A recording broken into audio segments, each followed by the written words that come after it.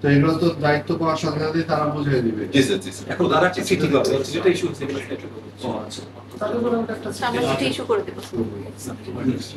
আর আমার কথা একটাই যে সরকারি স্বার্থের বিষয়গুলো একটু জি স্যার, অবশ্যই সিরিয়াসলি দেখতে হবে, হ্যাঁ সরকারি স্বার্থের বিষয়গুলো।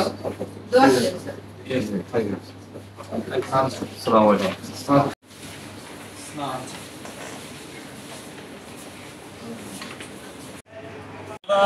অক্টোবর 2024 তারিখে গণপ্রজাতন্ত্রী বাংলাদেশ সরকার আমাদের সবাইকে পিপি, অতিরিক্ত পিপি, সহকারী প্যারা পিপি, এপিপি, এজিপি, অতিরিক্ত জিপি পদে আমাদেরকে নিয়োগ দিয়েছিলেন। আমরা সেটার জন্য নিয়োগ যোগদানপত্রের জন্য আমরা আবেদন করেছিলাম ডিসি সাহেবের কাছে। আজকে আনুষ্ঠানিকভাবে আমাদেরকে উনি যোগদানপত্র দিয়েছেন। আমরা আনুষ্ঠানিকভাবে আজ থেকে আমাদের দায়িত্ব বুঝে নিলাম। এই উদ্দেশ্যে আমরা সদর জেলা প্রশাসক মহোদয়